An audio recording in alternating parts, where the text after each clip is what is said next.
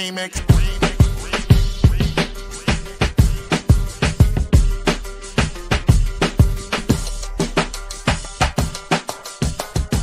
Remix. Remix. Remix.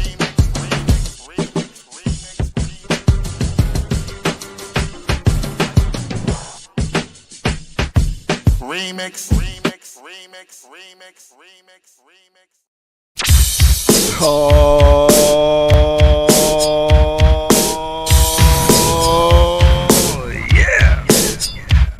Welcome out. This is the Remix Morning Show. Bringing you that boom bap breakfast in case you didn't know.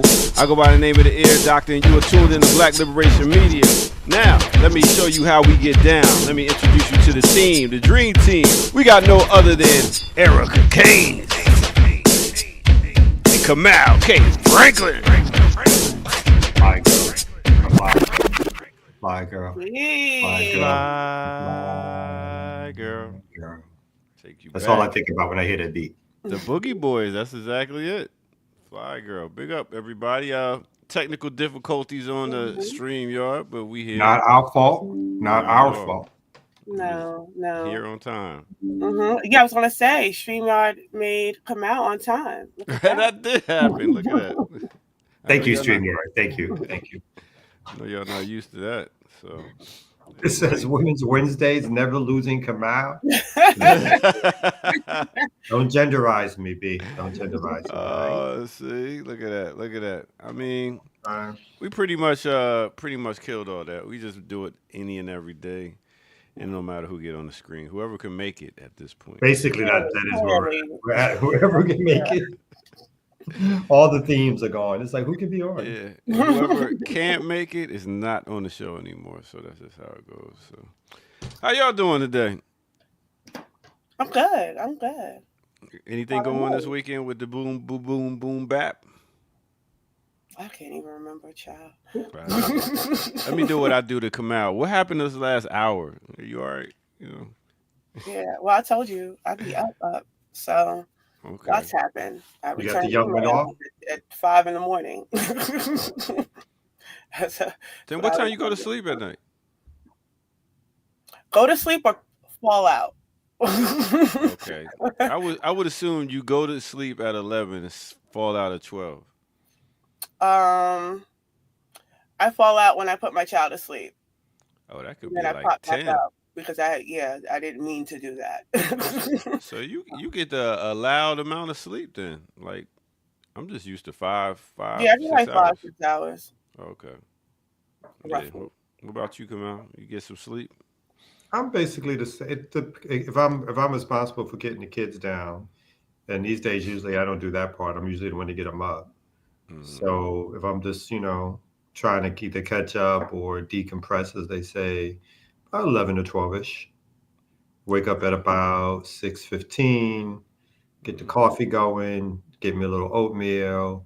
Start waking up the fam. Fam still stays asleep. I gotta wake them up again. Jump in the shower, jump out, got to wake them up a third time. And then it's like, we got 35 minutes. Let's go. Yo, my dad used to throw water at me. Oh, word? Yeah, he would come in and throw water at me on the bed. I was like, all right, I'm up. How old were you? It's about your kid's age, so do it. Yeah, my kids wouldn't do You it. said do it. They old enough. My kids would be crying like there was a tsunami that just happened in the house. Or something like that. They couldn't take that. I don't know. You should try it and see how it works, man. It I'm worked telling for you, me. yeah. They're not the same. My They're dad not was my dad was military. He was like, "Yo, you get up, make your bed up, get up." That's good though. I've been a weak parent on that kind of stuff. It's not like I am a pampering, spoiling. Yeah, we Yeah, know. Oh, I know. Yeah, That's why come I on, be do like, your kids, do they clean? Do they clean up after themselves? Not really. think the nanny It's gotta does be a that, doesn't it? special. Every now and then, the girl is every now and then, but it's not a regular basis. Yeah. No, But I think I told you this last week. My daughter's teacher said that she was so well organized, and it's like, who are you talking about? So yeah, they front for other people, These children Mhm. are actors. But no, my child does not clean up after himself. In fact, he says, "Well, how about you do it?" Oh, word. Yeah. you hmm you're good at it. You're Yeah. better than me. Yeah, that's what he would say. That's what he would say. But no, Uh, well, You think do about such it a this good job. way. yeah. Wow. Yeah. So there's a lot of negotiation. Yeah. I hear that I with had a kids. rough morning with Khalib because I had to I told him like 3 or 4 times to get ready or whatever like that, and I said if I have to tell you one more time, but I didn't think I did it that harshly. But then he felt bad about it, and then he had a little episode, and I had to apologize. I mean, I What didn't is it have to to apologize, apologize? but I You have apologized. to apologize to your No, but Well, it's kids. good I to apologize. apologize to the children. It's okay, right? To apologize to the kids. I was like, if I was a Yes, little rough, No. I'm sorry if I was a little rough. I just need you to do ABC. We made up, but he felt a little bad. But I didn't feel You like it was like my worst script. I wasn't you like, maybe I, apologizing because he didn't do what he was supposed to do? no, he's apologizing for the tone in which he took because he did not do what he was supposed to do. Especially because with my son, he's reactive he would respond to how you respond. So typically, if I blow up, then it becomes a whole, well, you don't like how I talk to you, and I will work on that, and you work on how you talk. So that's the Yeah. Y'all you really gotta prepare. Y'all are apologize. really preparing them for this cold world. God. Well, I don't know. I'm not, but that's my question ultimately about how we deal with societal issues today. Like there's a question of ethics ultimately. So ethically, what do we want from our children? We want children to have empathy and be able to express themselves and be able to stand up for themselves and be able to apologize, because we struggle with that as adults. Yeah. Then that's the But children you want them to. but well, my mom wasn't As an a 10-year-old, apologizer. Let someone me asked feel like how old that. is my child. My mom was not an apologizer. No, my mom wasn't. damn, God is Dead. cruel. God is cruel. Talk to your peoples Oh this wow, morning. word. I will say, God, Sheena does not talk to her son like that. The way she just talked to your doctor This is doesn't talk to her son the way she just talked to disrespectful. your doctor. Sheena's a very patient mom, but not for Wow. you, doctor. I Keep up with know. comments with that. I'll get the banning people in the chat room. Fuck with me. Shit. True. That Ouch. was I have hard. feelings too. Word. We talking about dealing with kids' feelings, but the shit you throw at me and I Well, don't supposed you to have over here feelings. advocating for water, so Is it killing it? Is it killing the kid by throwing water at him? Like, yo, Too these much. Mentally, listen.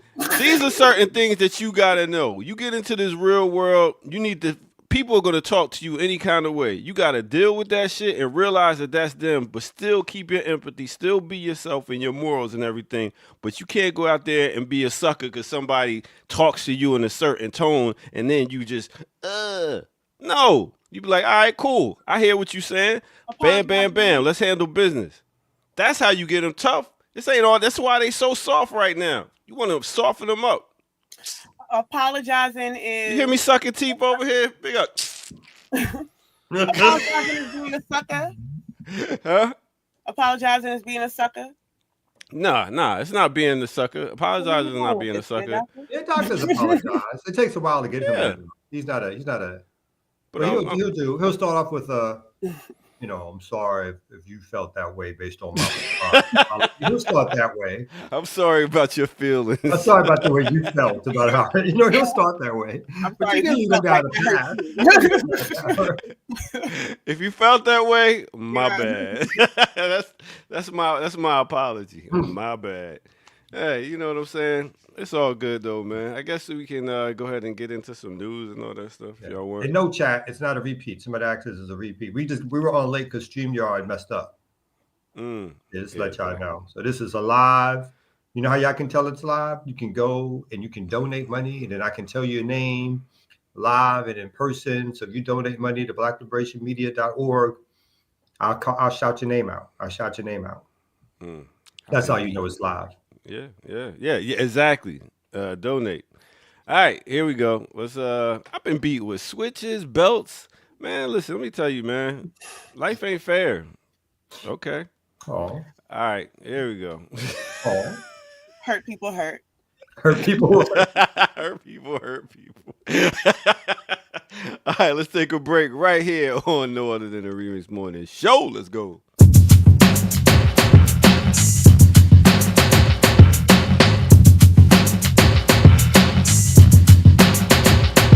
Got his crew, got a crush on me. That's why she be hating on me. I can see. I'm petty. Big up, y'all. How y'all doing today? Hit that like button. Subscribe if you're new to the channel. Go to patreon.com. Become a member over there. Get footage that's rare. And also, make sure you can donate at the bottom of the page where you see BLK, liberationmedia.org. We very much appreciate it. While we are demonetized over here, that is how we get the support coming on in. All right, with that said, let me go ahead and give an artist spotlight to MC. Since it is National Hip Hop, November is Hip Hop History Month. So I wanted to talk about a man that goes by the name of MC Shan. All right, let me tell you about MC Shan, also known as Sean Mulkey. That's right. Coming straight out of Queensbridge, Queens, New York. Right now, he is 59 years old. He is known as an MC, a producer. He came up with the Juice Crew. His big song was called The Bridge. He was down with Marley Marl back in the 80s. He first signed back in 1985 with MCA Records, but they ain't know what to do with him. So next thing you know, he got down with Warner Brothers. He was one of the first hip-hop artists to have a major deal with Warner Brothers back in 1987. He got down with Marley Marl, and then they started the whole Bridge Wars. We talk about Boogie Down Production, KRS-One. And he also had beef with Steady B over in Philly. He had a song called The Bridge, and it was a sample off of Peace the President. He came and got a Steady B, and also had some beef with LL Cool J. So you talk about one of the first cats that had beef with like mad people. Yes, we talk about MC Shan. MC Shan has over 4 albums. First album, Down by Law, Born to Be Wild, Play It Again, Shan, and Bars Over Bullsh, that came out recently. MC Shan's still out here doing his thing, actually living here in Atlanta. So big up to that brother. Got to see him a couple of years ago when he performed a little Blase Blah, whatever it was. But big up to MC Shan. With that said, let's get back to it right here on the Remix Morning Show. Let's go.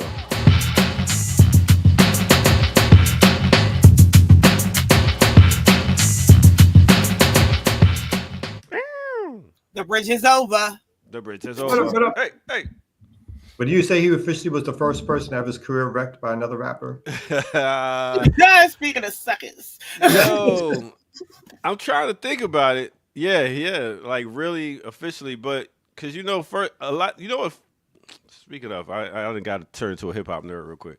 All right, so what happened is your boy Herbie Lovebug brought out Salt and Pepper, and Salt and Pepper had a diss song against Dougie Fresh, and he was one of the ones that had people dissing each other. Then Antoinette was also down with Herbie Lovebug, and she had a diss against MC Lyte. So we had a bunch of people dissing. It was a way to get into the industry by dissing another rapper. Yep. That was post. Isn't that post Boogie Down? That was post KRS One. That was post. You talking about MC Lyte? Yeah. Nah, yeah. That was all post that though. Yeah. Yes, it was. But yeah, he was the first one to get his handed to him. Yeah. Over and over and over. You say I don't like destroyed might be a strong word. Oh, wait a minute. He destroyed Kumo D. Yeah, Kumo D. Yeah. Kumo D and Ice-T. I mean, he destroyed Ice-T's career. I think Ice-T destroyed his own career. I think he did that. That was so. Yeah, he couldn't rap to begin with, so I don't know why he was like. I never could hear that dude rap and be like, what's going on here? I heard he's from the suburbs too. He's from Jersey. Oh, Ice-T? Yeah. Word. He's not a West Coast dude? That's crazy. Like a lot of West Coast, a lot of East Coast people moved out west. Tupac. Yeah. Who else? I think what's the name? Young MC. He's from New York. Crazy, man. Yeah. But is he an MC though? I mean, he had a hit single that I play to this day that get the people on the dance floor. I was going to say move. I actually did secretly like the song. I couldn't play it in Brooklyn, But I did. Like, when it came on the radio, if I was by myself, it was like, what's the move? Yeah. See somebody walk in, he'd be like, bullshit, sell out rap. word. That's what it is. All right. Well, I guess I can get up out of here. Hey, Goddess crew. God, did y'all make up? I heard that she Don't do had her. questioned you. Don't do her. Don't play with my friend. What? She playing in my Yeah, face. why can't she have a Right. question on your job? Is Goddess Crew dating? Huh? Is Goddess Crew Ain't dating? nobody dating Goddess crew. Come on, you serious? Calm it down, my bag. Goddess, we'll Come talk on. later. Me and Goddess Come is friends. You're B. taken. Come on, You mind your she ain't business. nobody dating Goddess crew. Ain't nobody Gotta be dating kidding. you. They Not are. no park. No Nobody park. No park. Goddess, you want to go to the park? Hey. You want to date to the park? Right. Don't believe the You hype. want to Don't throw believe frisbee the hype. around? Can't nobody deal with Goddess crew mouth. Good Lord. All right, let me get out of here. All right. Don't be my friend. Nope. Vicky Ryan, how you doing? I'm good. Yay. It's always a pleasure. You miss me? I do. You didn't even spend no time with me at the BAP conference. You were busy running around, making things happen, doing things. You know, you had your son there, so I understand. Yeah. Just He all had right. to abruptly leave. He had to go home on Saturday. It's like it's time to go. It's like I can't get Yeah, I'm nothing too done. busy. You need to go home. Give it-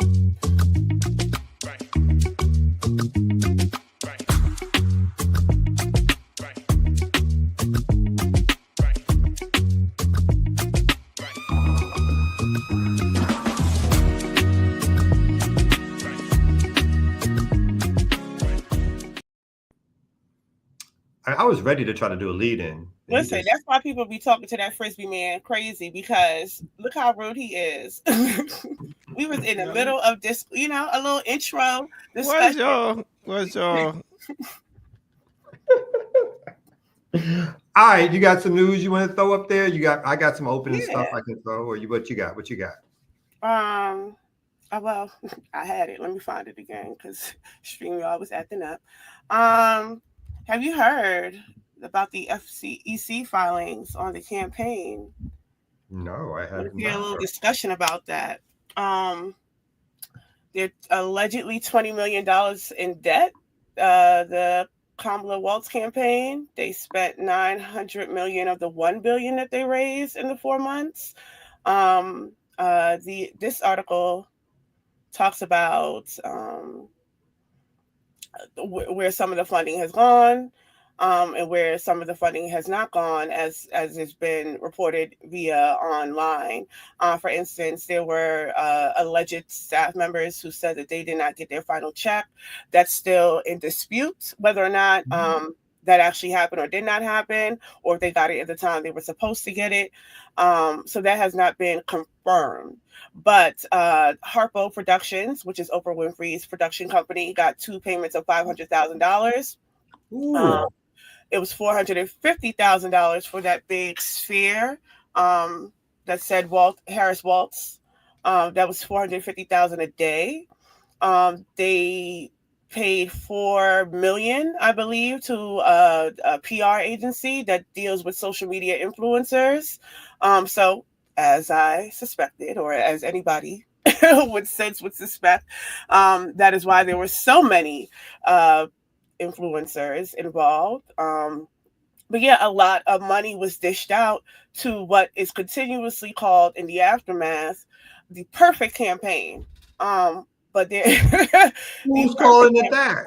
Oh, all of everybody. The Black liberals, the MSNBC crew, because they are refusing to believe that anything could have been wrong other than people's lack of intelligence. Which is commonly said, or anti-Blackness, or that we just hate women, or we hate Black people. All of this is what fundamentally is the issue, not the campaign itself. But now that the campaign is obviously over, there's been a lot of peeling back and actually figuring out what went wrong and what happened, especially now that there are FEC filings. Also, in addition to that, they are calling for a few recounts. So there's money being spent from the campaign to do a few recounts of cities and areas that were a little too close for call, which I think is very interesting. But this is, very interesting turn of events here. But that is what's been happening in the 4 months. But yes, they are calling it the perfect campaign. There is zero introspection from the Democratic Party. So if you are still tied to the Democratic Party, your best bet is to get out now, because they are not changing course. They are not changing course. There's zero introspection. There's a bunch of pointed fingers, and not just from the voters themselves, but the whole political sphere of punditry. That is the mouthpiece for the DNC, the Democratic Party. Essentially, they are blaming everything but the campaign, which they are calling the perfect campaign, because nobody has been able to raise that amount of money in such a short time, have that amount of people sign on in response and join on. So the campaign itself, they think, was a golden campaign in terms of how much time they actually had to turn things over, but a lot of it was spent on PR.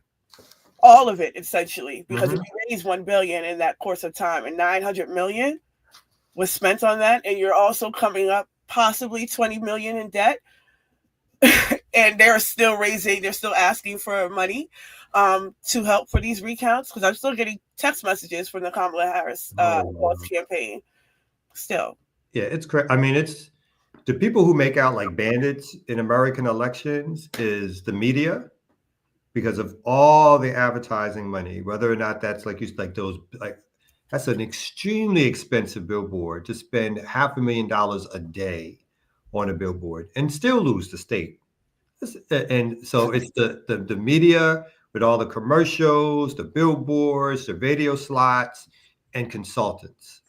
If you're a mainstream so-called election consultant, this is the time period where you clean up. You don't want nothing to change. You get contract after contract, and then afterwards they all go searching for real jobs or other kinds of jobs. But during this period, that's where all that money goes. It goes directly, and then the direct mail and all the rest of it. So to basically raise $1 billion and to do this poorly, and to suggest then that it's a perfect campaign is a complete disconnect, which is why, like you said, they're going to go further right. This is all towards their explanation for everything is like, you know what? We didn't push the envelope far. We weren't Trump-like enough in our analysis of things. And no consideration for the fact that 14 million people did not come out and vote for them again. No analysis that no one could distinguish a lot of their policies from the Republicans in the first place. No analysis of the fact that that they're going after the people who have time and time again shown you their true colors, shown you that they're voting conservative, they're voting for white nationalists. Who are the white people the majority voting for? They're going to vote for white nationalists. But yet that's where you're going to spend all your money and time, assuming you got all the black folks locked up, you got all the Latinos you thought locked up, and all the rest of it.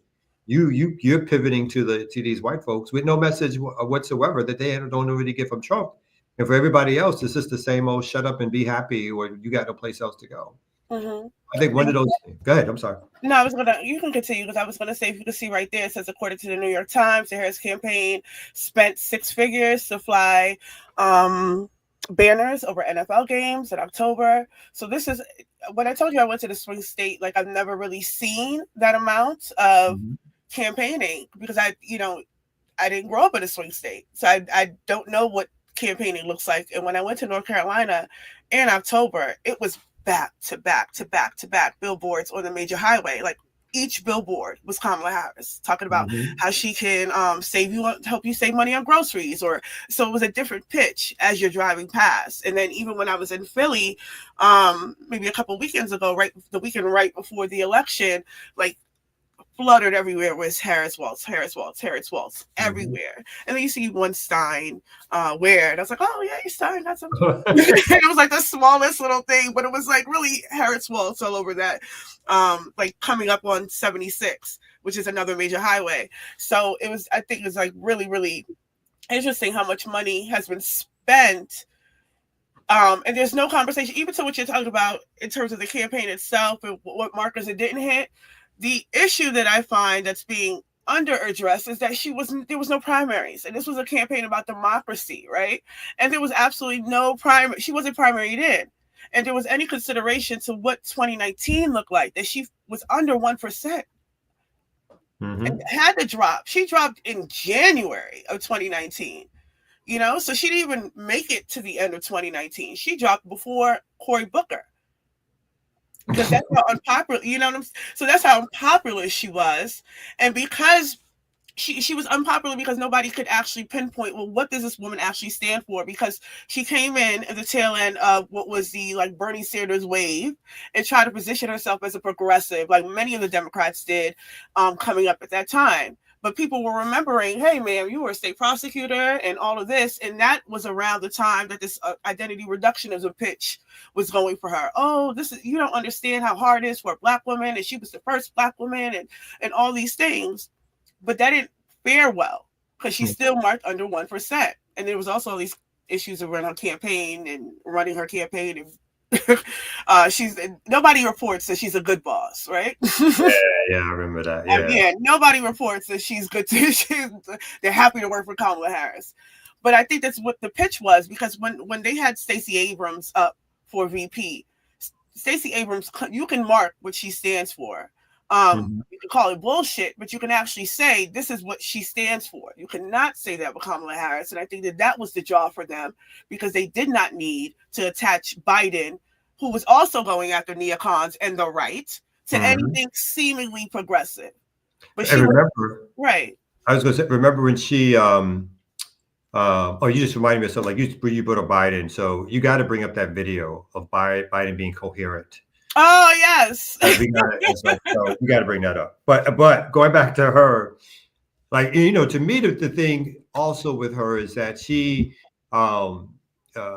if you remember her website, right? So the first 4 or 5 weeks of her campaign, maybe even longer, no policy on it whatsoever, no ideas spoken. And again, they just think that Black folks in particular got no place to go. Other folks who they consider their so-called progressive coalition got no place to go. And again, what they wound up offering Black folks is a lot of spectacle, right?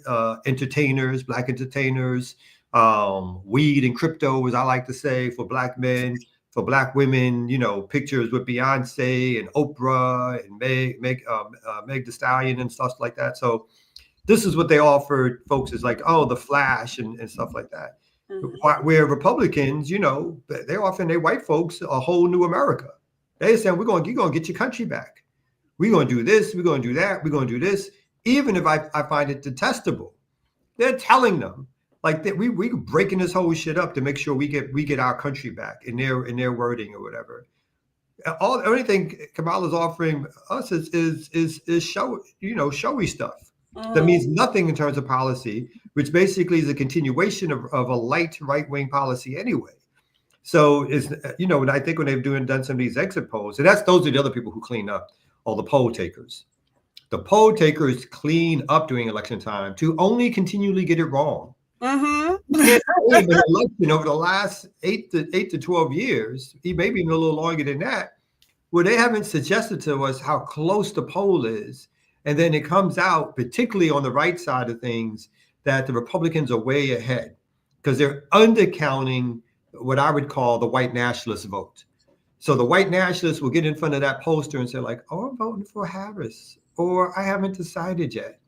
When really, soon as they go into the booth or whatever, they're voting for Trump. They're voting for the white nationalists. Overwhelming support from white men, a clear majority from white women. And again, those are the two biggest constituencies still in this country. So the underpolling discounts the white nationalist vote, which is always there. And because these folks on the so-called liberal Democratic side like to listen to these posters, they actually think they got a chance at these voters. And so again, they just tell the rest of us, just come on, y'all, because I got to get these other folks and y'all just going to listen to what I say anyway.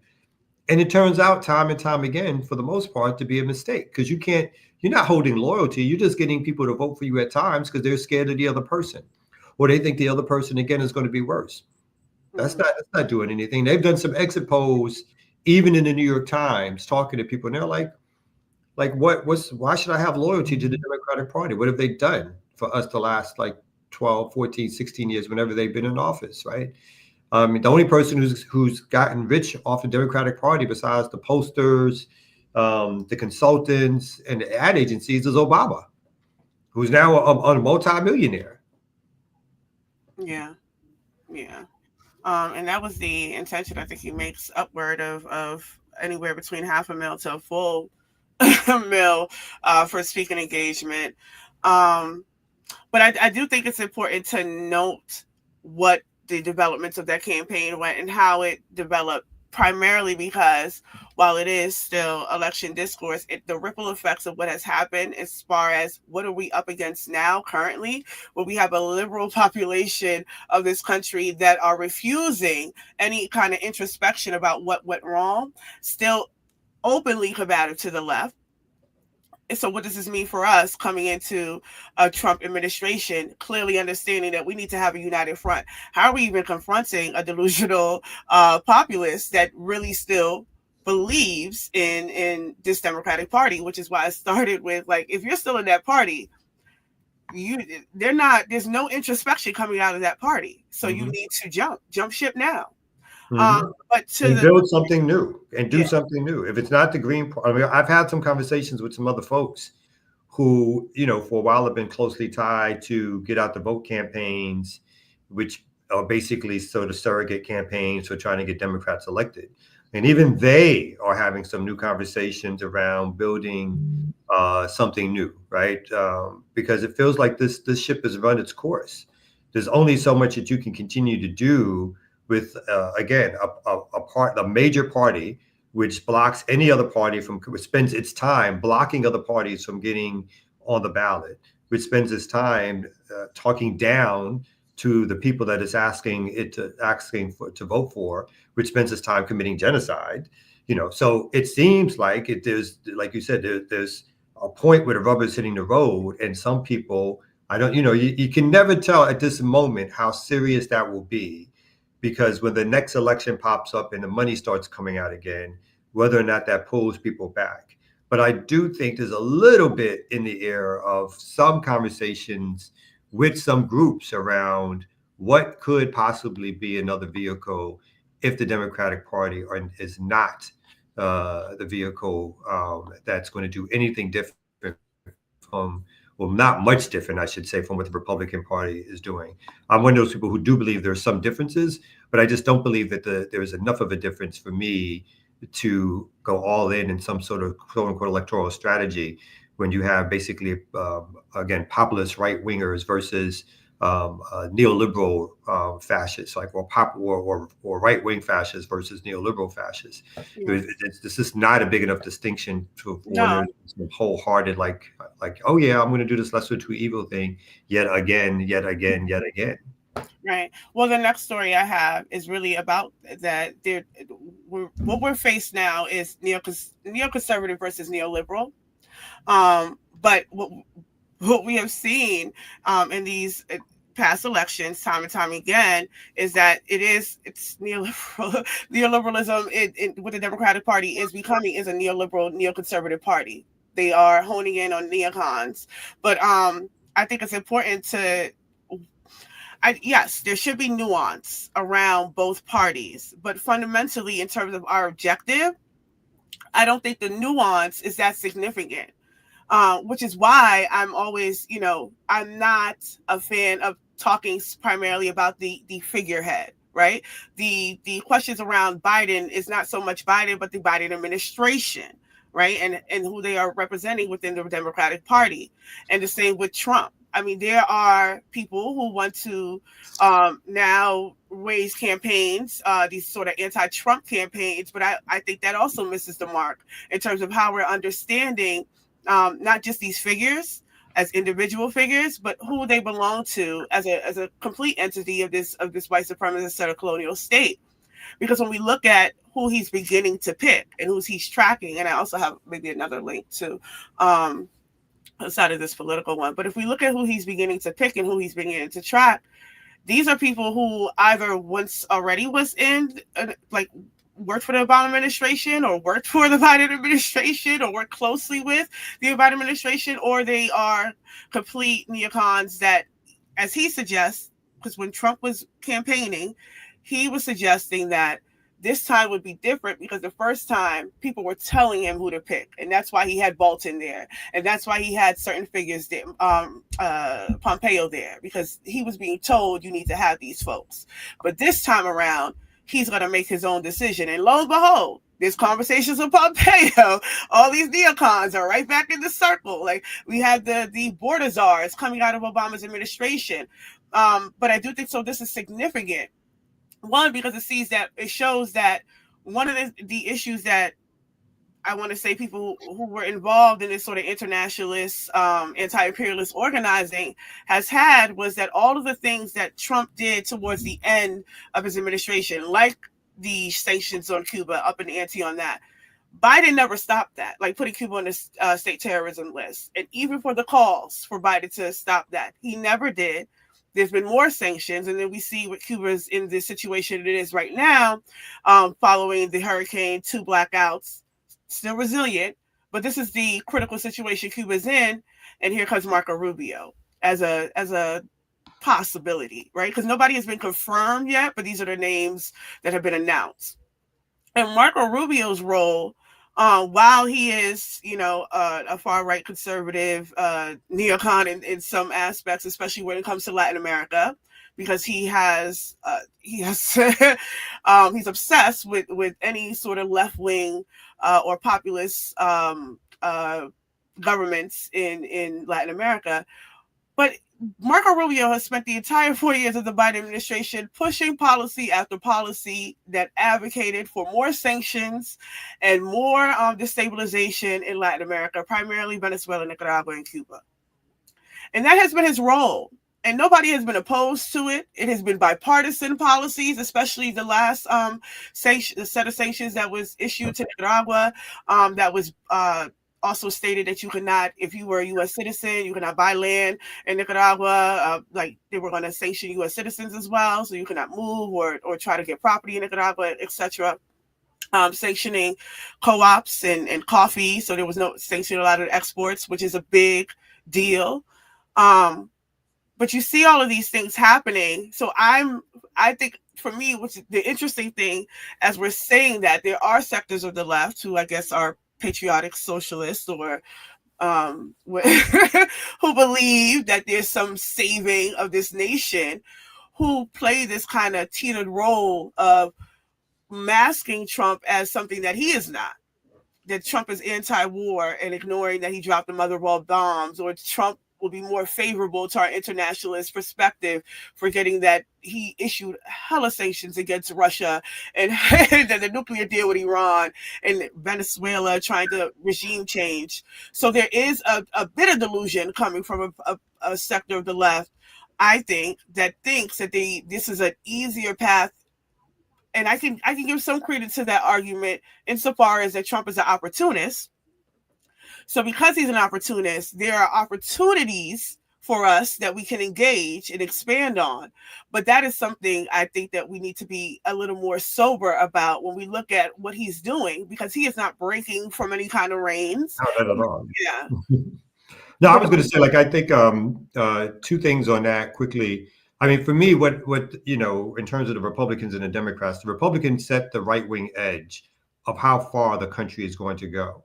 And then when the Democrats get back in, like, you're completely right. What they do is they continue on with the policies, or they might lessen some of the most harsh elements of some of the policies, but they never totally reject these policies. So again, when you look at the immigration policies of Trump, and then when Biden came in, how he basically renamed them, some of them, but continued to do the same thing. And then all of a sudden, all the liberal angst around kids in cages disappeared, although they was still happening under Biden. Mass deportation was still happening under Biden.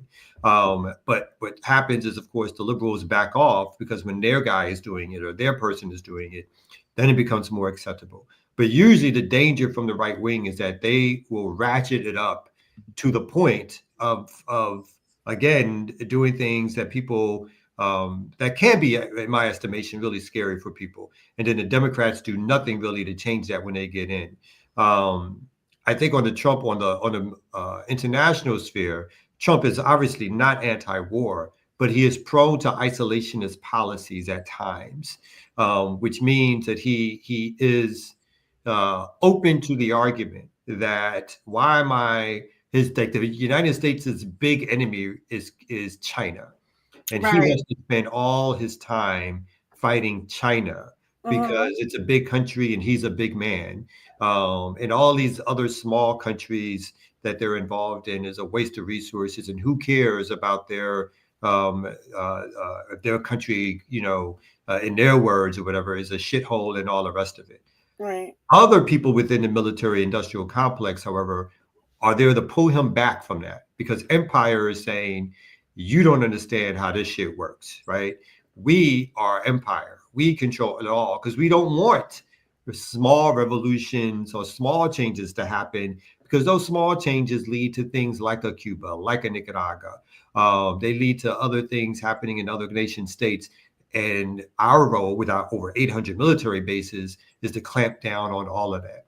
That's why there's always I guess the last time Trump was in, there's always this little positioning of like delaying some of his orders, like I guess as Trump calls, and rightfully so, the deep state, right? The deep state is there to maintain U.S. hegemony, even when there are other, like you said, these outside actors who come in who have these different opinions and thoughts and ideas. Are they going to change something?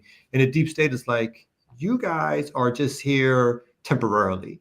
We are here long term. We know how to run empire. We're going to listen to some of your policies, but if we can keep this boat going the way it's going, then that's what we're going to do. So I think there's a pull and push there with how the Republicans and Democrats treat each other. But it's all, in the end, for me, it's all empire. It's all about maintaining white supremacy. There's just different tools in the toolbox that they attempt to use at times. And I do think we're going to see, like some of these picks that you are really hardcore right-wing people. Maybe some Democrats in there or neoliberal type personalities. But you have some of these folks who, and again, these aren't experts in particular areas, but they have hardcore ideological positions, and Trump is willing to let them go in and rock the boat as they think to get done what he wants to get done. And I think a major emphasis for this first year in office, I should say, is to show and prove on the immigration policy. So I think this particular, the governor of South Dakota is a real indication of somebody who's going to be, I think, doing as much as they can to do mass deportations in a very short period of time to quote unquote stick to their promise of what they said around moving people out of this country. Yeah. Stephen Miller as well. And I'm glad that you brought up China. I know that you all are going to be speaking with Ben Norton tonight. I was going to try to make it because I do have my own questions for Ben. Paca's having their teaching tonight. So I want to support that as well. So we shall see. We shall see. Because I do, I was listening to Ben, in fact, talk about who is coming up and what we should be looking to in terms of how he's stacking potentials for this administration. And one thing that I do think is important is that sort of anti-China line that the Republicans have had consistently over the last 4 years of the Biden administration. And I say that to say that the favorability that they seem to have had in terms of wanting to kind of back away from NATO or not give so much spending power to NATO and not focus on Russia so much, is not that they were anti the war specifically, but that they thought and still believe that the actual focus should be on China. And because of that, you can see a lot of the nominations or the people that's being considered have a very, very hard line on China, which means that whatever's going to happen with Taiwan is something that we need to pay attention to. But but I say that to say it is in those instances, that particular focus on China, where they are less concerned about NATO, that gives an in for us to discuss, broaden, impact that US, EU, NATO axis of domination. But at the same time, there's also this sort of gleaming Cold War. But again, his opportunism allows certain breaks, allows us to make certain inroads in terms of how we can expand the conversation and things like that, because this is something that happened before. I mean, when you think about the Trump administration, this is why I was so baffled about, I think there's possibly a misunderstanding that if we are dealing or we are living under one administration, that is the administration that we would be discussing, right?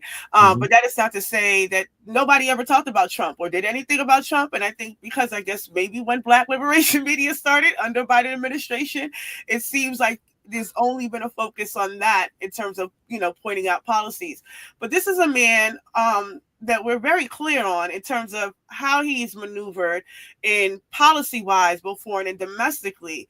But a lot of that has been for his better interests. And so we've been taking a bit because he's been in support of the regime change or the attempts of regime change in Nicaragua in 2018, the attempts in Venezuela, like he signed Juan Guaido, he was all for it. The attempts in Bolivia, the actual coup that happened in Bolivia, he was in full support of. So there's no, he called Africa shithole countries.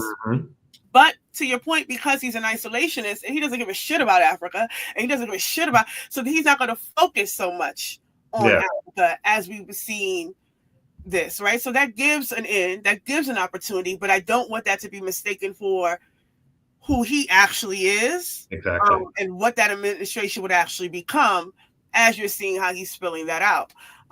Primarily with Stephen Miller coming back into the fold. I mean, these are names that we should be familiar with, but also people are saying, well, he's only had a conversation with Mike Pompeo. He's not thinking about bringing Mike Pompeo back, but he's bringing back people who has worked under Mike Pompeo. So really, what is the difference? And again, to that point, Operation Relentless Pursuit puts federal policing, up to 20 million of federal policing into 7 major cities that are deemed crime areas, or rather fragile states, right? Similar to like the Global Fragilities Act. That needs more policing, needs more occupation. That was ushered in by Mike Pompeo that January of 2020. By the time all the protests happened, they upped the ante with Operation Legion. But there's been no conversation about these existing policies and existing laws, because Biden came in and then everybody sat down. And I think that that's the real emphasis on the Democratic Party being the more effective evil. We can name these things, and we see people out on the street. We had people out on the street January 20th, 2016. People have been out. You remember there was a day when people were fighting white supremacists almost every day. Like fisticuffs almost every day. People have been outside, but there's a sort of delusion around the role that the Democratic Party plays, both foreign and domestically, and how we react to that. That I think that does need to be confronted, because it continues to play the duopoly. We continue to get siphoned into this ping pong of the duopoly, right? By figureheads, right? It's like a Biden versus this or Harris versus Trump, as opposed to understanding the roles of these parties, both electorally and how they play in our lives and what our roles are in terms of gaining political power, and if that's even effective. And it's been proven over and over that it's not. No, that's real true. That's all true. But what is effective is having a DJ like the Ear Doctor. Bam. Yeah. Is that That's good? effective. Yeah, nice one. Nice Right one. behind you. Is that something? What is that? What is I mean, you seem like a little underwhelmed. I know. Like he was like off, lost in thought. Look at him. It's a nice little lovely piece Oh. right there. That is a beautiful piece. Yeah, Kind of like that. I like artsy stuff, Artsy stuff you like? Okay. Yeah. I like black love and all that thing. All right. Okay, yeah, artsy stuff. Yeah. All right. Great discussions, y'all. What we're gonna do? She's gonna go ahead and take a quick break. What? I feel like we caught you smoking back there or something like that. No. Like, what? Am I on? You popped your camera on. I thought you was ready. Yeah, I was just handling some emails, man. My bad. Multitasking. My bad. That's My all. bad. All right. Let's get a quick break and we're going to come right back here on the Remix Morning Show.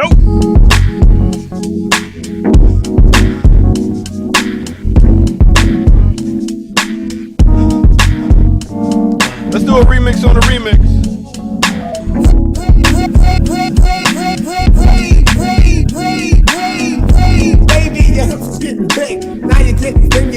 about your dick. Now Rudy really got a pair of my sneakers. Wonder where he got them cause I hit him behind my speakers. The object of your affection is the T-top connection. What makes it sure you love to smoke the wounds. The crackheads and black men, they come up to my door. I don't smoke some, so what they knocking for? Kids love to feel on your feds, gotta steal on your street time is limited today. On your crack card, they getting only agencies to come back. Damn, Mr. Stain, you're the mighty queen of vows with a wide-eyed look and a rotten tooth smile. Used to walk with a swagger, now you simply stagger from one spot on to the next spot, on to the next spot, on to the next. Bitch, get a job. For me, you won't rob, cause I smack you with a hose filled with sand. Now give back to the crack man. You was fly once, now you're losing all your front. Started off right, only took a woolly blunt. But now you get his pipe, graduated to the pipe. Took a long tour. Pipe. All right, let me take you to a time and place. Let me take you back to 1990. Off the album One for All, Brand Nubians is the name of the group, and the name of that song is Slow Down, as you heard a verse from no other than, damn, I can't remember his name right now. But let's mix with a little bit of 2000. We're talking about Bahamadia off the album BB Queen. That is Philadelphia. And I was talking about Sadat X. Yes. All right. So that's your little mix right here on the Remix Morning Show. Make sure y'all hit that like button, subscribe if you're new to the channel, go to patreon.com, become a member over there, and get footage that's rare. And you can donate, as you can see at the bottom of the screen right here, blkliberationmedia.org. Thank you for your contribution. Thank you for your support. All right, let's get back to it right here on the Remix Morning Show.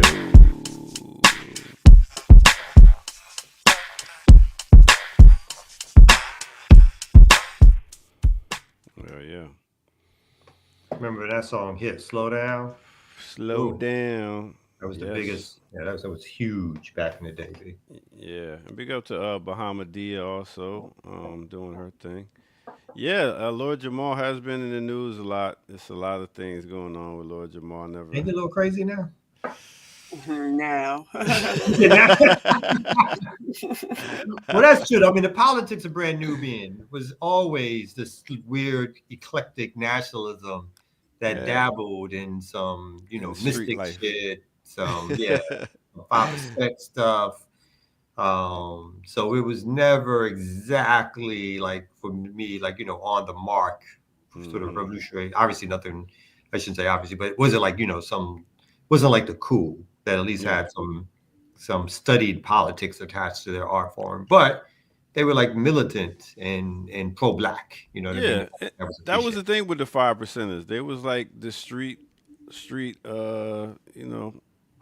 Muslims. Like I don't even know what else to say. It's like because they're like a younger form of them. Like they were like the kid Muslims. And like they would beat you down if you didn't know your lessons. Like they would fight each other, beat each other down. It's called a universal beatdown. And then they would take other people's like things if they was wearing something like and be like, I remember one kid tried to take my Kango, said, "You ain't God." Like, really, dude. They snatched medallions and stuff like that. It's crazy. They had a big influence though back in the day. My sister, I joke because my sister dated a couple of 5% kids. So how could you not? New York. In New York. Yeah, I mean they did because you had one of the biggest Rakim. You had Big Daddy Kane. True. You had Poor Righteous Teachers. You had X Clan. You had Wu-Tang, you had Lakim Shabazz. Okay. I'm not saying they're Muslims. They the street Muslims. They're like sort of a derivative of the nation. Drinking 40, smoking blunts, that's what they did. Clarence 13X, you know what I'm saying? No pork. No pork and no red dyes, no red 40s, no yellow 5s. I know what it is.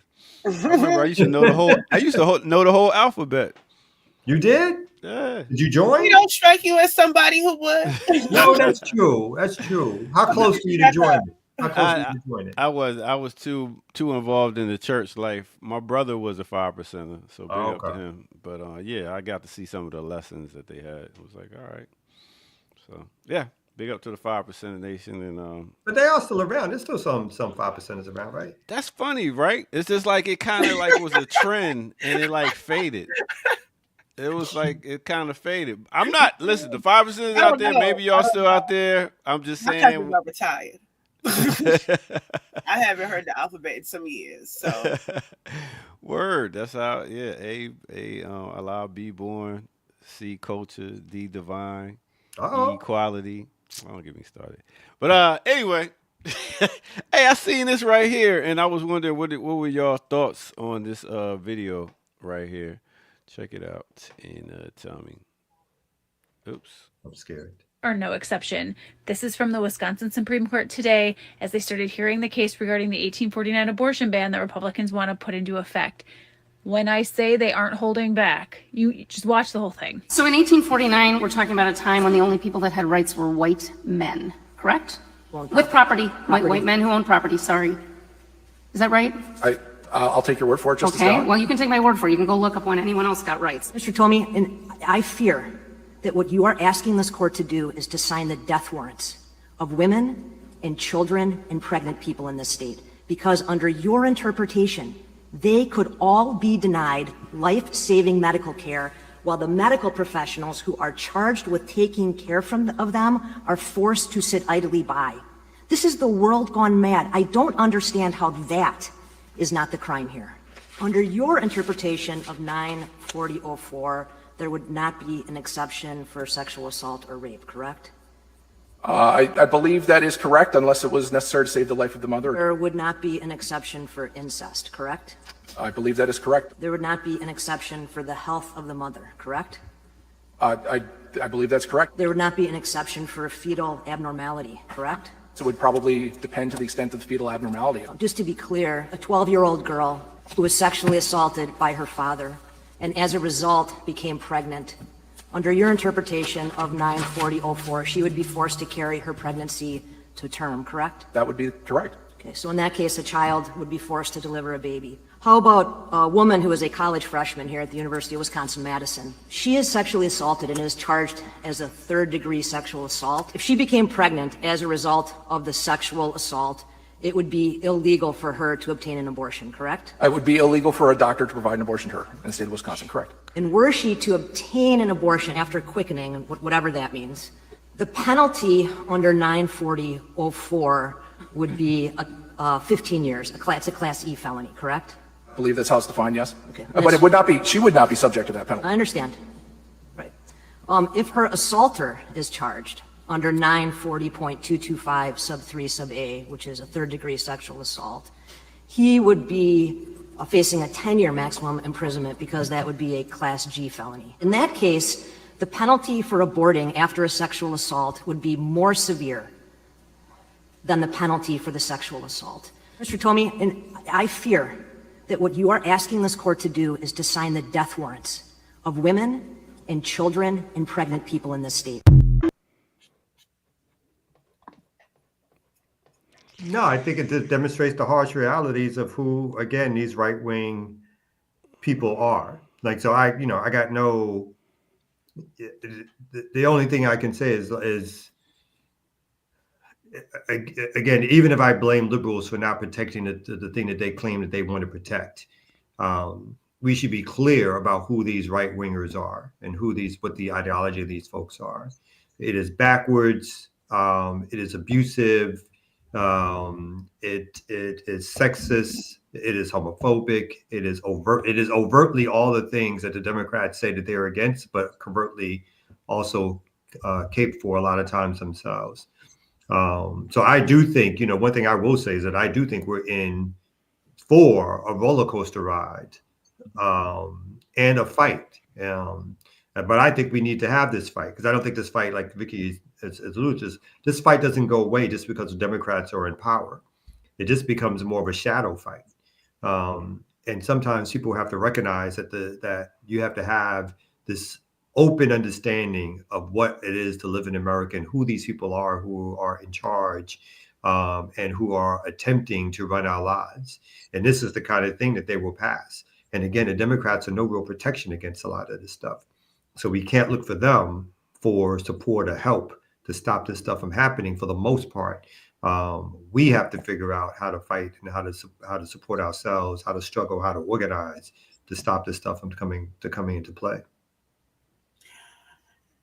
Yeah, I think for me, I have a lot of thoughts. I think I put in the chat. Musa and I had written about this. Well, not this specifically, but just in terms of bodily autonomy and just even the question around it, because obviously, Trump is not in office yet. Biden is still president. The Biden administration can codify. At least that's my impression, that they can codify on the way out, and whatever happens, happens. But there's no incentive to do any of these things, primarily because there's no political power on our end. And even the discussion around abortion and bodily autonomy, which I feel, again, to the point of the campaign, I think how it sort of became a one, which is funny to me, because we couldn't talk about Palestine because we can't be a one issue voter, but it kind of just focused only on women's rights and abortion without having the larger question about medical care and medical expansion and just free Medicare. Like, no conversation around the medical system itself, but these kind of false fixes that I think makes them seem as if they are fighting for women's rights. And there's also no contention with the fact that predominantly when you look at these anti-abortion marches, it's white women, right? So to make this a man versus women thing really misses the mark completely.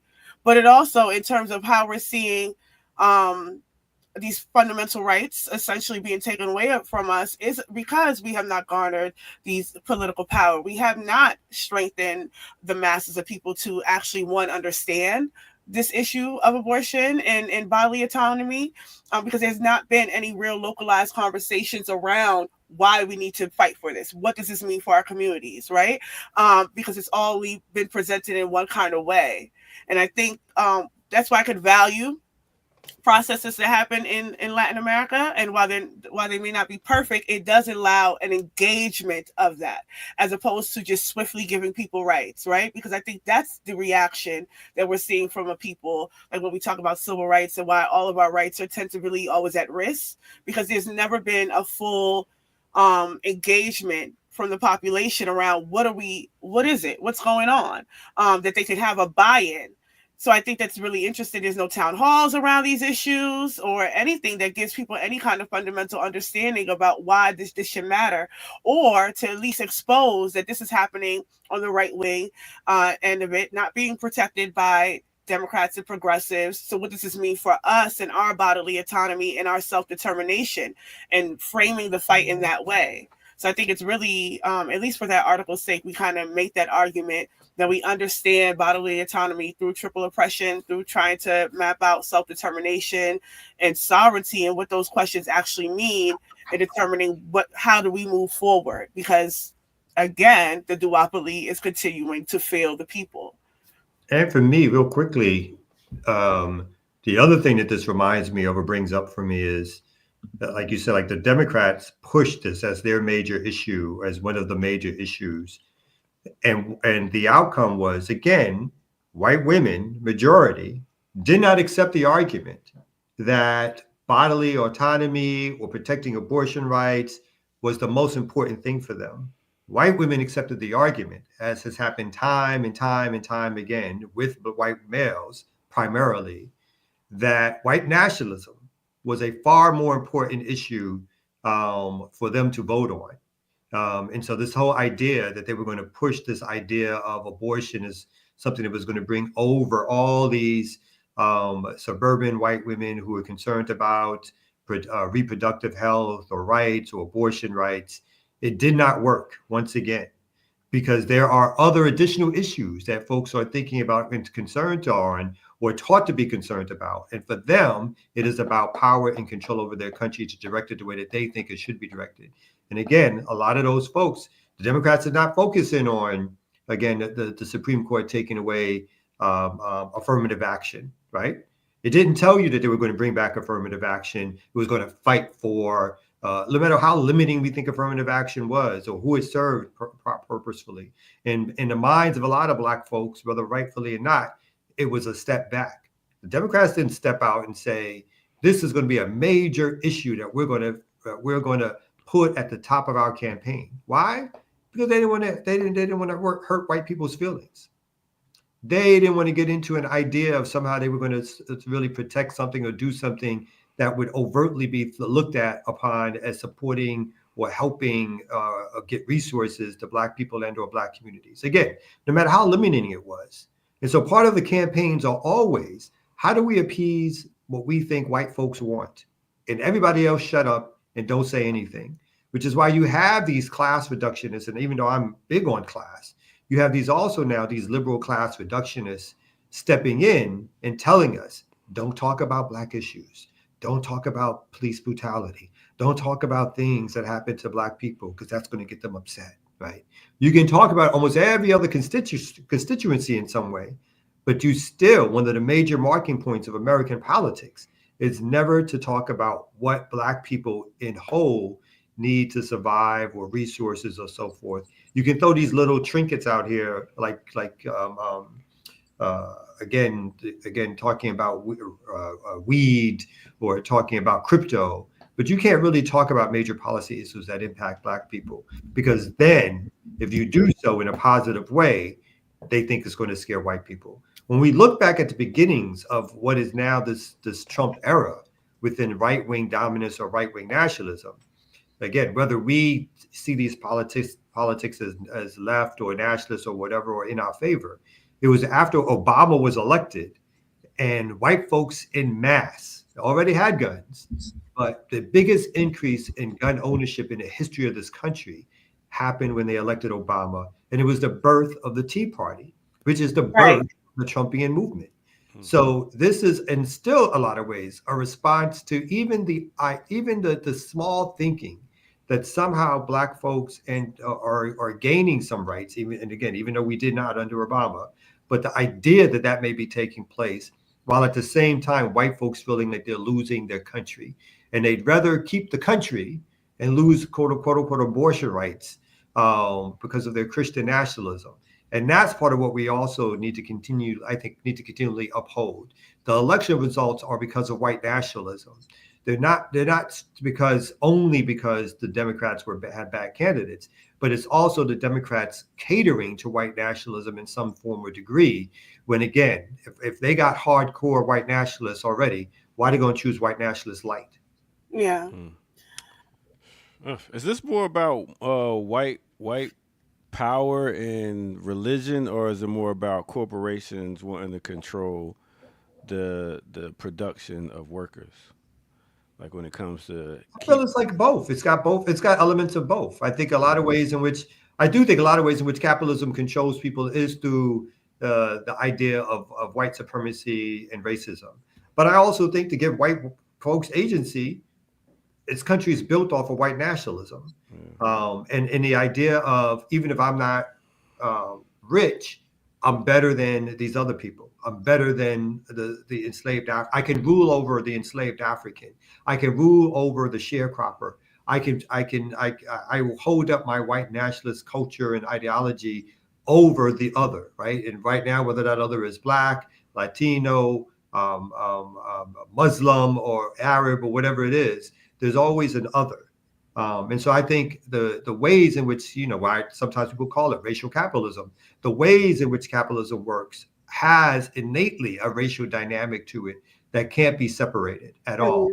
How Europeans are, how they see themselves culturally and politically, I think it's all tied in there. So it's hard to, to separate those things out. They are mixed together and they work together.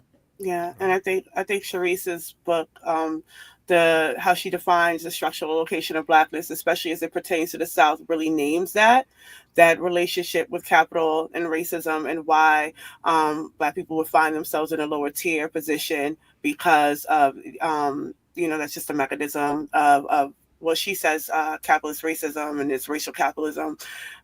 However it works, I think she defines it well in terms of why we're seeing things play out a certain way, and why those conversations cannot be divorced. Like, we can't have a simple "it's class not race" conversation, as so many on the left would like to. Well, so many on the left predominantly here, because the rest of the global South is colored like us, but predominantly here they want to just limit it to class and not the other dynamics that take into place that are specific to the U.S.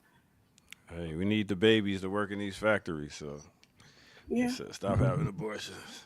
That's wild. All right, that's crazy. Yeah. Well, I don't know. I feel the chat is wild, by the way, very wild today. I haven't been looking as much. I should. Yeah, it's a few conversations.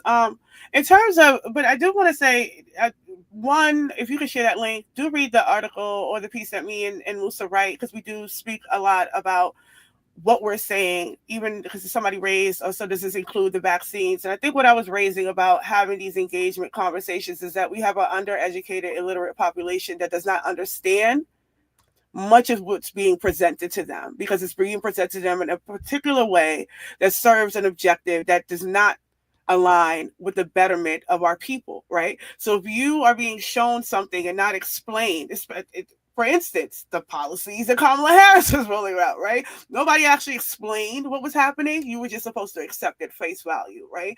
So I think that that's the difference between how we see other nations are receptive to things, even while we have a history with vaccines and all of that. So I think in terms of the bodily autonomy, what we're arguing is for a particular type of political power where we can make those decisions communally, right? And it's not up to the individual to figure it out, but that this is a communal discourse and a communal conversation that we're having in terms of what does bodily autonomy mean. But that can only be a conversation that's actually useful once we have political power. It could determine our own people-centered human rights.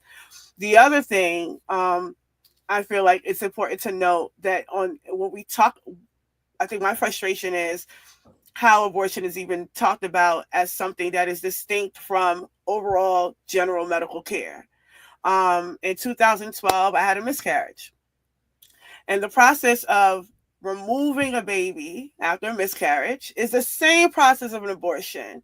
And currently, as it stands in the South, I would go to jail for a miscarriage. You see what I'm saying? So harping on abortion itself, I think, feeds into the sort of rightward tendencies of our people who, again, do not understand certain things in its full capacity because it's never been explained in its full capacity to our people. So it does serve a sort of rightward tendency where they are kind of leaning into, well, it's not needed. And I'm not going to argue about the procedure that I had. Like somebody's like, that's false. I'm not going to make the argument. But I'm not using myself as some exceptional example, but I am saying that to say that these are not dissimilar procedures for women, right? And they are actually not addressing even the mortality rates of women who are giving birth, right? That is also an issue of bodily autonomy. That is also an issue of what is protecting our medical rights. Why is it overwhelmingly Black women that are suffering from maternal death, right? There's something that's happening that I think that's under discussed, which should be a larger conversation about the medical processes and the medical access that we have. But I say that to say that there are dynamics of this that are not discussed in ways that it should be. And it does give into the rightward tendencies of our people, which is propagandized under a rightward nation, right? So that's where I'm at with that. Yeah, I got you. I got another story to bring up. So we've hit the, our president is still Biden, for folks to know, and Biden is still leading the liberal charge to protect the lives of Palestinian people. And this is going to be such a disconnect when Trump gets in, because we know Biden has done all he can to support Palestinian self-determination and to stop Israeli genocide and war. And I say that because, as we remember, it's been 30 days now where Biden gave the ultimatum to Israel that either it allows more humanitarian aid to enter, or U.S. would enact its prohibitions on military assistance. And so as this headline reads, oh my God, wait, what? Despite 30-day Gaza aid ultimatum, the U.S. says support for Israel will proceed. What a shocker. I was all wrong. Oh, so man. US Having a countdown on everything. I know, I was like, it's 30 days. Yeah, Finally. we have 2 days left, really. Yeah, finally, we're going to get some action. Finally, we're going to do something. So, U.S. law prohibits military assistance to allies blocking humanitarian aid, but Washington says no assessment on Israel. And so, again, the United States was unambiguous in a message to Israel last month. Take specific steps within 30 days to alleviate the humanitarian crisis in Gaza or face consequences. The deadline has now passed, and the United Nations is warning that famine is imminent in parts of northern Gaza. But there will be no consequences for Israel, the administration of outgoing President Joe Biden said on Tuesday. We, at this time, have not made an assessment that the Israelis are in violation of U.S. law, State Department spokesman told reporters. He argued that Israel has made some progress to allow some more aid into the besieged territory, but the U.S. would like to see more changes happen. Patel would not say whether the specific conditions set out by the Secretary of State Blinken and the Pentagon chief were met. The U.S. assertion caused fury among Palestinian rights advocates who dismissed the entire push as another ploy to distract from Washington's complicity in Israel's killing and starvation of Palestinians. And then further, he meets with the president. You know, they have a different system there, but they have a prime minister and a president. It also came on the same day that the Biden met Israeli President Isaac Herzog at the White House, where he later said they held a productive meeting. And as you can see, the president of Israel, who looks very, very Middle Eastern right there, not like a white colonialist from Europe who came to the land. So yeah, I mean, there's no reason. So basically, again, no difference between what you're going to have as a Biden policy, what you would have had as a Harris policy, and what you're going to get as a Trump policy, particularly when it comes to this genocide in Palestine, and all of these markers that they put up or these statements that they made were obviously just lies. And as the article said itself, distractions, particularly during the campaign, to feed into the idea that, we're going to speak nice and empathetic words at times. But really our policy is to continue on with the genocide. And the difference what you're going to get with Trump is that there's not going to be any nice words. And so again, if you somehow like you're a genocide watered down, then you obviously think Harris was the better candidate. If you don't want like people trying to lie to you with words about human rights and empathy and caring as they go forth and murder people or kill Palestinians and other people around the world, then that's the difference in what you would have got. Yeah, I think that's right. Well, one, I think this gotcha moment that liberals are having, because, again, no one is confused about Trump. This is a man that handed Jerusalem over to Netanyahu. From then, it was an issue. And when he did that, the tail end of his administration, and when Biden was being pushed to overturn that, he did not. So I want to just point that out, that no one thought, or at least of all Palestinians, maybe Nora, that that things were going to be different. But I say that to say this is the kind of tomfoolery that the campaign was running.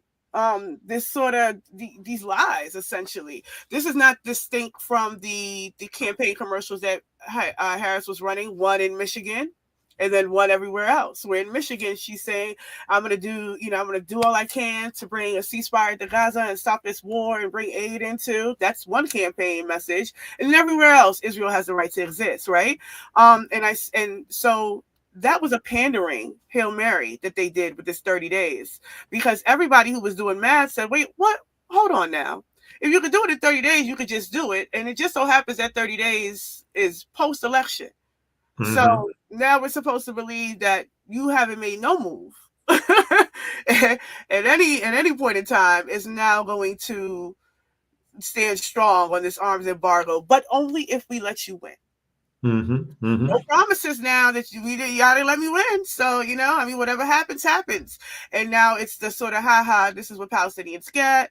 This is what you you deserve the genocide because you didn't pick the people who were blatantly lying to you and making false promises. I think that it was par for the course. I don't think anybody's surprised by that. No. There's something that I do want to share. I was typing up that Biden recently in that same press conference or meeting, there was a reporter that happened to capture themselves asking Biden directly about the ceasefire. And Biden kind of threatens this lady. Okay, I got it. 1 second. Make sure y'all donate at blkliberationmedia.org at the bottom of the screen. Hit that like button and subscribe while we get this next clip ready. Okay, ready? Yes. President Biden, do you think that you can get a hostage deal by the end of your term? You think you can get hit in the head by a camera behind you? All right. Thank you. President Biden, do you think that you can get a hostage deal by the end of your term? You think you can get hit in the head by a camera behind you? All right. What kind of response even is that from this idiot? Yeah, well, that's what's. But remember in the beginning of his term, he had threatened to run over some journalists. So he fulfilled that because he's dropped bombs. This is the response, even from. What he said was they asked if you think you can find a deal for the hostages, and he asked, do you think you would get hit in the head by the camera behind you, insinuating don't ask him shit. And you would think, real quick, this is again, if you believe to 1 second that these neoliberal Democrats had any sense of politics that were forward-thinking, caring about human rights or humanity, they're lame ducks right now. They can do whatever they want to do without any consequences because they're not going to be around. So they could do an arms embargo. They could force a ceasefire if that's what they truly wanted and believed. If they, for a second, that's what they truly wanted to believe. They never believed it. They never wanted it and never were fighting for it.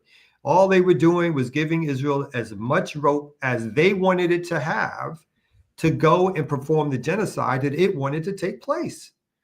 So there's no, so again, when folks come at us with some of this other stuff around words or whatever, it's like, this is who they are. They are themselves the genociders. They are the ones who've been in power. They are the ones who still are allowing this to happen and wanting this to happen. And I shouldn't use passive language. They want this to happen. They've been conducting this. They've been the engineers behind this. Israel is nothing without the United States. Nothing, could not survive a week in that territory without the armaments and without the economic support it gets from the United States. That is just a fact. They can't do anything without. So the whole idea that Israel has its own foreign policy outside what the United States wants is pure bullshit. And it's only there for us, for the general public, to sort of buy in to this idea that there's these behind the scenes struggles. Oh, we just can't stop them or influence them. The United States, who in a second will drop sanctions on any nation that it wants, will surround the nation with a military embargo, will obviously give weapons to foment war in anywhere in the planet that it so desires at any time when it thinks it's worthy of doing such. But at this particular stage has done nothing to stop this genocide because they are the proponents of the genocide. No, they're not going to do anything. And so this is what I think is really interesting about this sort of defeatism that we've seen that has come out of the Kamala supporters, right? Not only are they posting the number for the ICE hotline publicly and blatantly and boldly and proudly, and they're returning to Starbucks for their memorable cups. But in this moment, I think that there is no incentive to see any of the things that they talked about wanting to see in that administration, had she won, happen now at the close of this administration, especially when this was a flawless, perfect campaign. And the way that the Biden 4 years have been talked about is that it's the best presidency ever. Like, there has been not a better president since Biden ever. Maybe since the New Deal, right? And that is how he is being propagandized. That is the messaging around the Biden administration, that there was nothing that ever went wrong. And for me, even now, the conversations that's occurring from these people, again, notwithstanding that it's a blame game, even so much as to say that people obviously don't have family members or government assistance. And this is coming from a petty bourgeois sect that never talked about what happened to SNAP and never advocated to the return of SNAP, because, you know, people are still cut from SNAP 2 years in. So I think that this would be the moment, I think, to then pressure the Democratic Party that you supported and seemingly believe is beholden to your constituency, which, I mean, obviously they're not. But if this is something that you believe, where's the pressure in the final moments, especially on the brink of what's to come, right? Where is the call for ensuring safety nets? Where is that call? Because we've seen this happen in the 2010 primaries around DACA and all of these other things where they do not push for any particular safety net, fearing what's to come. Because the Democrats they're making their own political bets. That does not include the people. And it does not include an ending of elections either. I know a lot of us are making arguments how it's the end of elections. And I'm like, well, the Democrats are the Democrats who told you, again, as a talking point, that fascism is coming, that this is the worst thing ever. Now their conversation is how they're freely giving over power to the Republicans. Americans have made a choice. There's, inauguration day, you're going to see the same old people showing up as always, smiling, because they govern together. Again, there may be different wings, there may be some differences between them, but in essence, they don't mind waiting their turn again in the wings to get power back again, because they don't think it's fascism, because they don't care what happens on the ground to you, because they're going to do the same things that these Republicans do with with a sharper, a duller knife in some ways. So the whole idea that they think we're at a precipice ourselves in terms of how this country is governed, they don't even believe that, despite their rhetoric to you to try to force you to come out and vote for them. Yeah. But what I do believe, what's exciting to me in terms of this new, I guess, journey in which Trump is returning, is the interplay. I just find it a little fascinating between Elon Musk, the richest man in the world. It's the person who, there seems to be a mass exodus happening at Twitter. I know people have been predicting it for a while because of the ways in which Musk has transformed the platform into a right-wing, basically soapbox for himself and for the people that he supports. But I'm starting to notice now on some of these other social networks, at least the other one I'm on, that's also a microblogging site, the Blue Sky one, picking up more people, because again, folks are seeing that over the next 4 years, Musk, who apparently is even getting some position as the efficiency manager or something, some bullshit position they're creating for efficiency czar with the incoming White House. So it says at Mar-a-Lago, Uncle Elon Musk puts his imprint on the Trump transition. So in nearly every meeting the President-elect Donald J. Trump holds at Mar-a-Lago, alongside him is someone who has been elected to nothing, nominated to nothing, and only a few months ago had no meaningful relationship with him, Elon Musk. The world's richest person has ascended to a position of extraordinary, unofficial influence in Mr. Trump's transition process, playing a role that makes him indisputably America's most powerful private citizen. He has sat in on nearly every job interview with the Trump team and bonded with the Trump family, and he is trying to install his Silicon Valley friends in plum positions in the next administration. Mr. Trump announced on Tuesday that Mr. Musk would lead what he called the Department of Government Efficiency, a new body to dismantle government bureaucracy. That Mr. Musk's true influence on the Trump's transition effort goes well beyond the posting. Mr. Musk has assumed an almost mythical aura at Mr. Trump's inner circle. It says at Mar-a-Lago one evening event, he walked into the dining room about 30 minutes after the president-elect after the president-elect did, and received a similar standing ovation, according to two people who saw him enter. It says Mr. Musk is often there with his 4-year-old son on his lap. It says he has spent most of the last week at Mar-a-Lago, joining not just interviews, but almost every meeting and many meals that Mr. Trump has had. He briefly shuttled back to Austin, Texas, where he has his $35 million compound, before returning on Friday, where he ate at Mar-a-Lago's dining room on its patio, roamed the gift shop, blah, blah, blah. And so this says the article is based on over a dozen interviews, but basically it's saying behind the scenes, Mr. Musk's behavior has been far more hands-on than some of his allies expected. His role in the eyes of some Trump aides even outstrips that of Howard Lutnick and Linda McMahon, the two formerly appointed leaders of the Trump transition. So just to let you know, your man Elon Musk, who's actually been on phone calls with foreign leaders, has ensconced himself, of course, with his largesse that he's basically paid in terms of trying to get Trump reelected. And so it goes back to even the ear doctor's point between capital and race. Elon Musk, who, in my estimation, is an avowed white nationalist, comes from a white nationalist background, is probably the only, as somebody made a joke, the only African American or Africa that Trump supports, i.e., him being a colonizer as part of South Africa, having diamond mines, but a person who is, again, has made themselves or has become the richest person in the world, who's literally spent millions of dollars to get this person elected, bought a social media platform without any intent of making profit off of it. I bought it for like what, 40 or 50 billion dollars.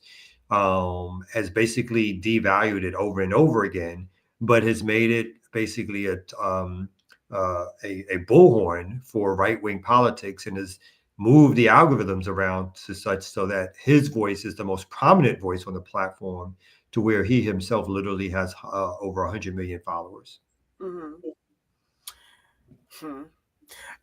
So I'm very much interested in how this is going to play out. What is the future?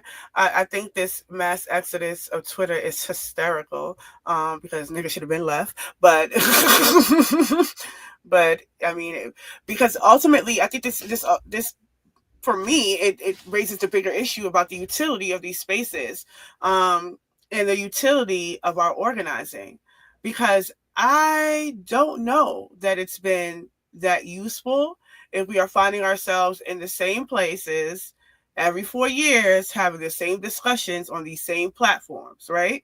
We have not built a base yet that, foundationally at least, that is strong enough to hold on its own, where we're not regurgitating these same kind of conversations.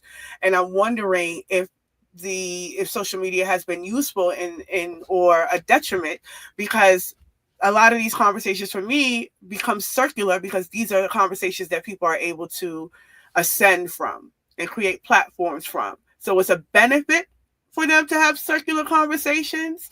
So I'm never really sure, especially since, Hood Communist was removed, like I was removed right after the Nicaraguan attempts. They got me out of there.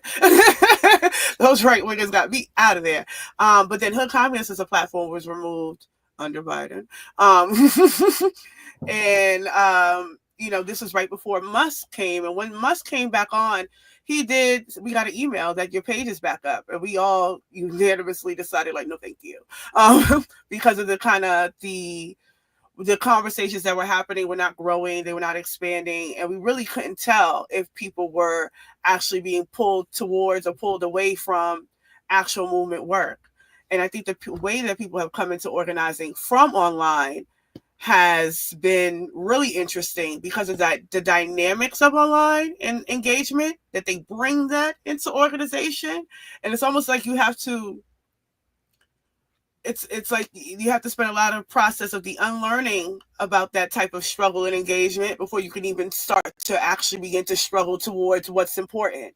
So I'm never really sure how much it helps or hurts. And in terms of the influence that Elon Musk has had, I think that just speaks to the larger question about what are we doing strategically on these sites, because obviously we have no power on any of them. So because BlueFi could end up being the same, or Yeah. Thread could end up being the same. Instagram, we see, has been knocking Palestinians out of the box for the entire year, and it's owned by Facebook, and that's also included WhatsApp. And TikTok, while people might want to present TikTok as some progressive, or at least it allows for more progressive voices, I think people don't really understand algorithms. That just because you're getting all the progressive voices, there's an equal amount of right-wing shit that's said, that's funneled to the people that is receptive to that.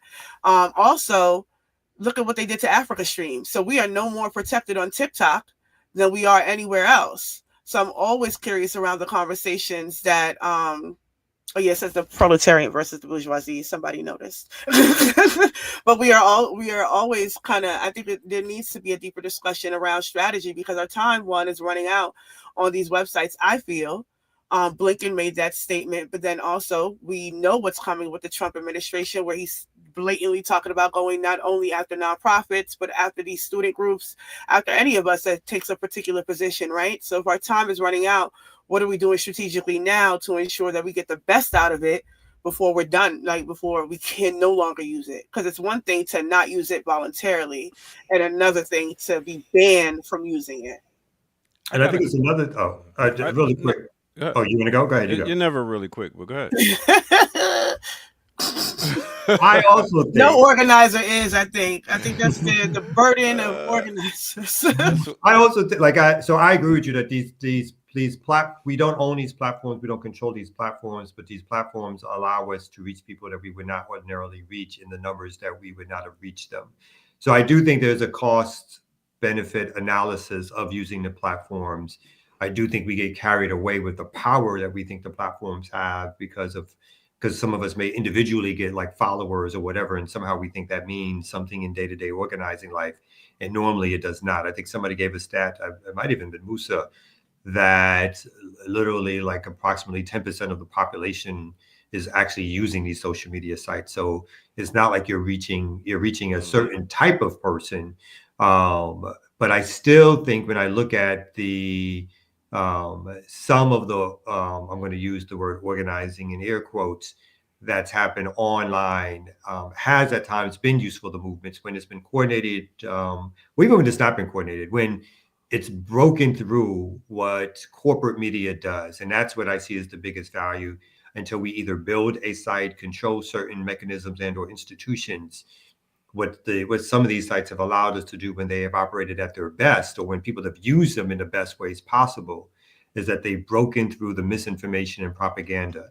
It doesn't mean that it wouldn't have happened anyway. Remember, there was no social media during the Vietnam War, but yet millions of people broke through mainstream corporate propaganda and understood what the Vietnam War was about in terms of imperial power, as opposed to a fight to free people from communist domination, right? Mm-hmm. And so there are going to be other ways in which that happens. But as time ticks and technology changes, this happens to be one of the places, or these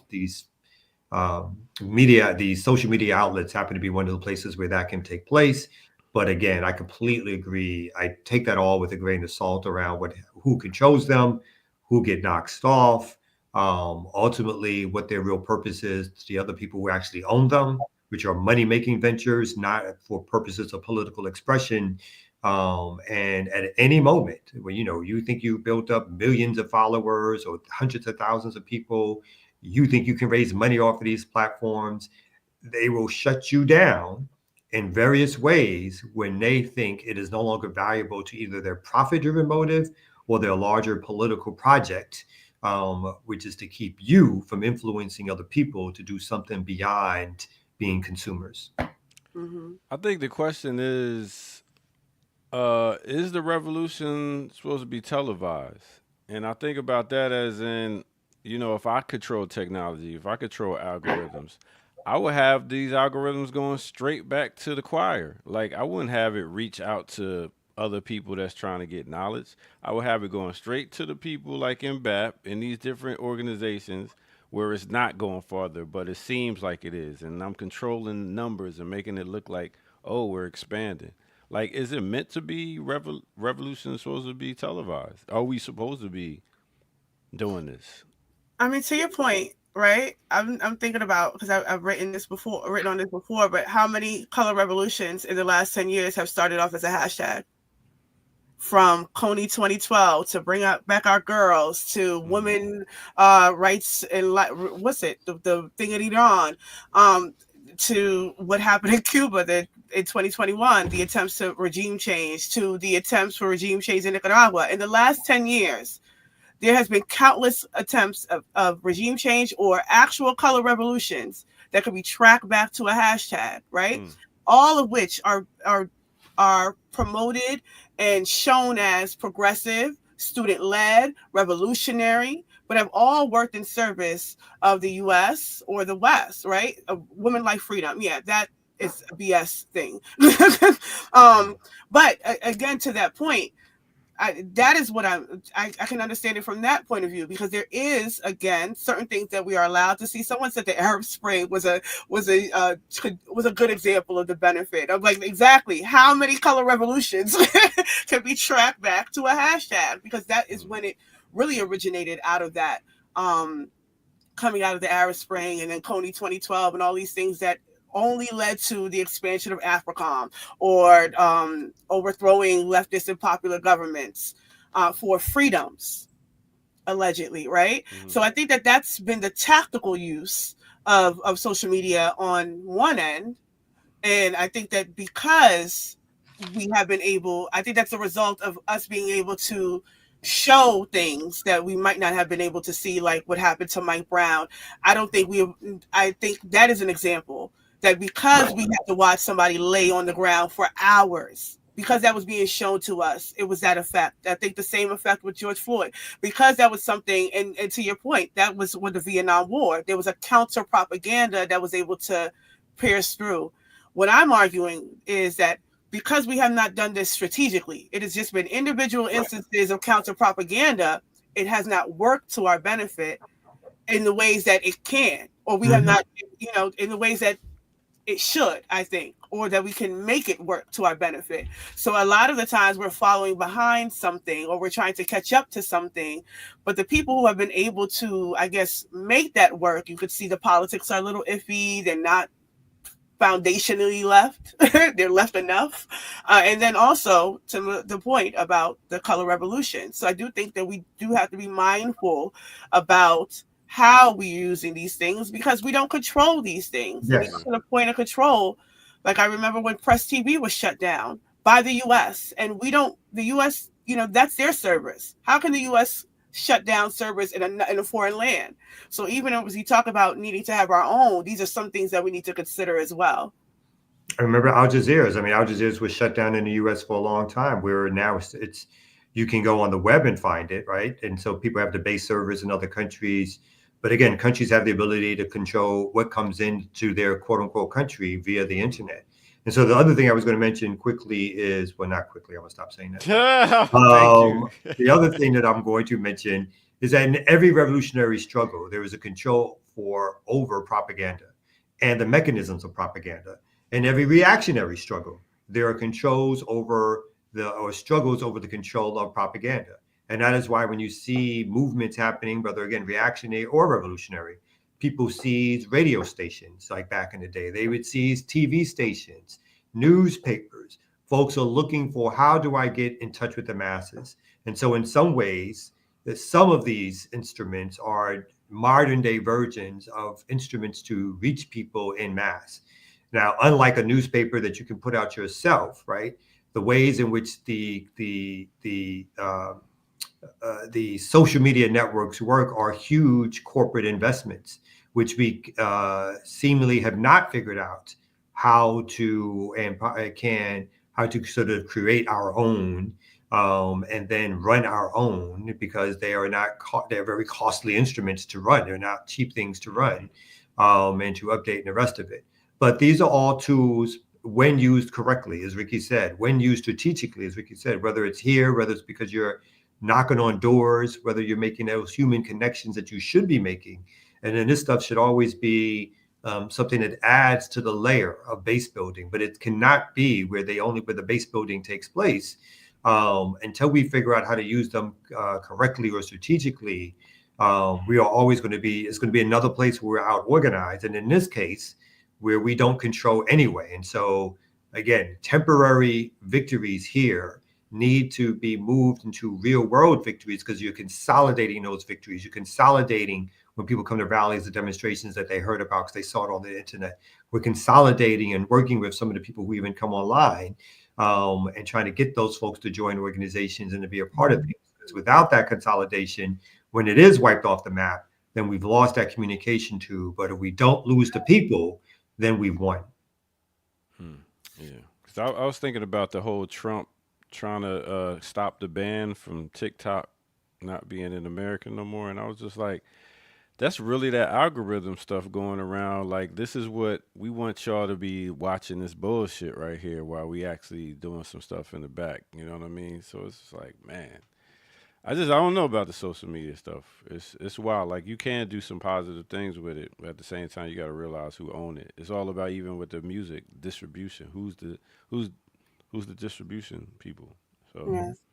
I also think like the objectives matter, and and everybody doesn't have the same objectives in terms of how they're using social media. Some people want to just use social media in terms of that is their framework for organizing, and they don't have any interest in going beyond that.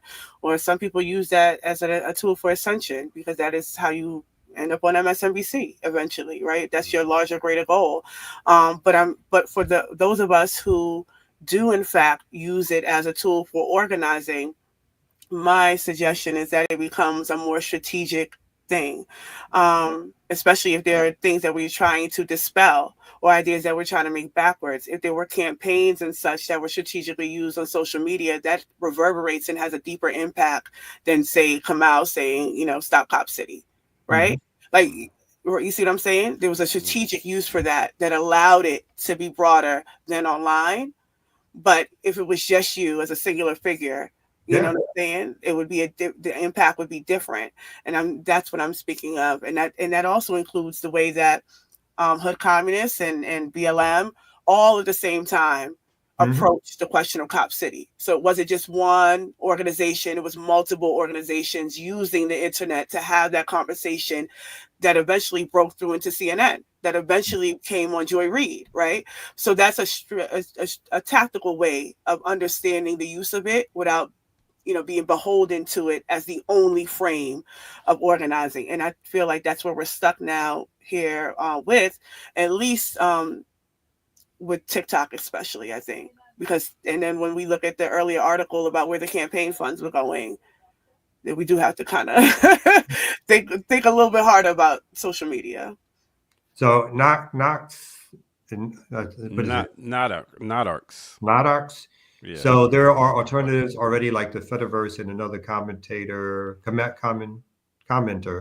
brought up PeerTube. So we probably can't have the discussion now, but come back tomorrow or something, because I need to hear more. Nice. And remember, I'm old, you know what I mean? So I need, you're going to have to walk me through something called the Fediverse or whatever like that. But I completely accept that there's other avenues towards what we see as the popular and or again corporate-backed social media networks.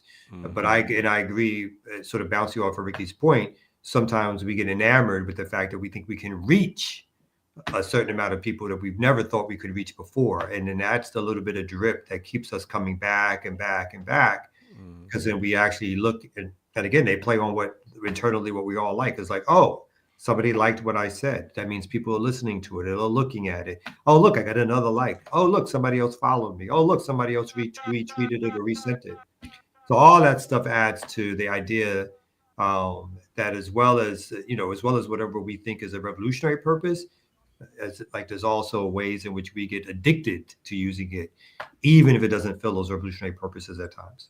All right. Make sure y'all come back tomorrow morning at 8 a.m. to get more filled in on what's going on in the world as we get ready to get out of here on this beautiful Wednesday and get ready for Thursday. Thank you all for tuning in. Once again, hit that like, subscribe, and also go to patreon.com, become a member over there, and donate, blkliberationmedia.org. Thank you all for your time and your support. That said, we'll see you tomorrow. Remix Morning Show, y'all. We out of here. Peace. Peace. Yes. Oops.